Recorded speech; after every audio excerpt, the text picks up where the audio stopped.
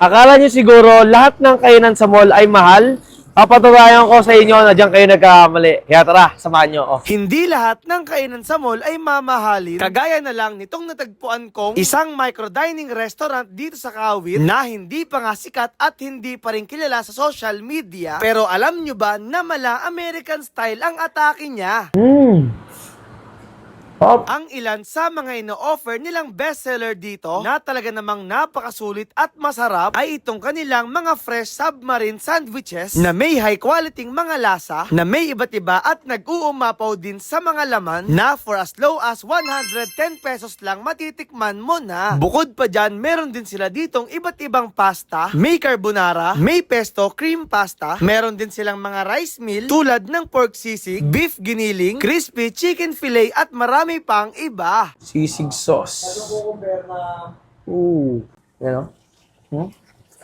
Kung sweet lover ka at mahilig ka naman sa mga pastries and dessert, paniguradong magugustuhan mo dito ang mga ino-offer nilang iba't ibang cake, iba't ibang flavor ng bread chips, iba't ibang tinapay, iba't ibang drinks, at ang maganda pa dito, kaya legit na masarap ang mga pastry nila kasi ang supplier nila dito ay walang iba kundi ang Segovia's Cake and Recipes na sikat sa San Juan, Manila. Kaya kung gusto nyong matikman ang lahat ng yan at kung trip nyo din umorder ng mga pastry ng Segovia's, dito lang yan sa Snip and Snack na located dito sa Robertson Plaza sa harap mismo ng Starbucks dito sa Centennial Road, Kawit, Cavite. Hello po! Welcome to Snip and Snack Robertson Plaza. Dito po ay nag-offer kami ng iba't ibang bread chips, sandwiches, rice meal, and pasta. At dito po ay nag-offer din kami ng iba't ibang drinks at pastry na gawa ng Segovia's.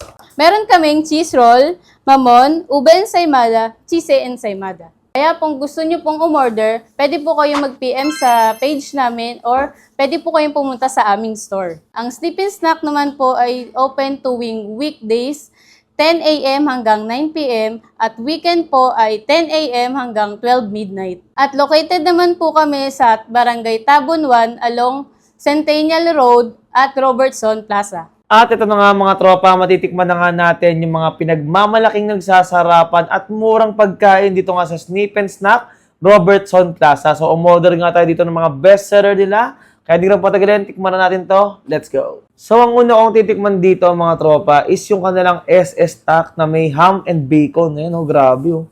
Tikman natin. Ang sarap.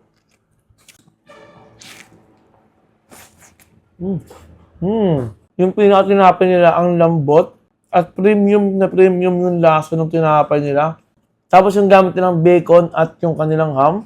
Alam mong hindi binili kung saan-saan dahil ang sarap. Mukhang mamahalin yung ham and bacon nila dito. Sarap nito.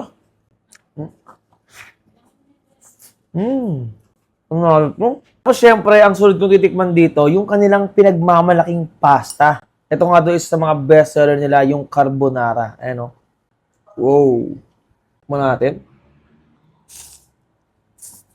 Ang sarap nga. Wow. Grabe, nakakabitin yung lasa ng pasta nila dito, ha. Isa pa. Manalo. Yung pasta nila talagang sobrang creamy. Lasang-lasa mo yung pepper. Tapos yung... At lasang-lasa mo din dito yung bacon tsaka yung ham na nilagay nila. Talagang hindi tinipid. Napaka-sulit nito. Ang sarap. Isa pa.